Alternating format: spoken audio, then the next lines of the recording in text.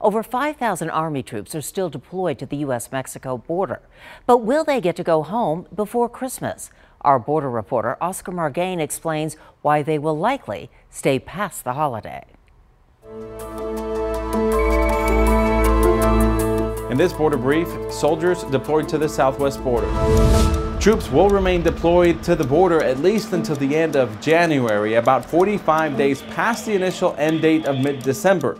This according to officials cited by NPR and the Washington Post. In a statement, U.S. Northern Command said in part that the mission to secure the U.S. border is temporary, and although the current DoD approval is through December 15, 2018, DHS could seek an extension.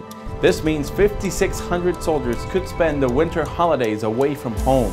The military began deploying to the border in late October to help Customs and Border Protection reinforce security at and around the ports of entry. That's your border brief. I'm Oscar Margain reporting.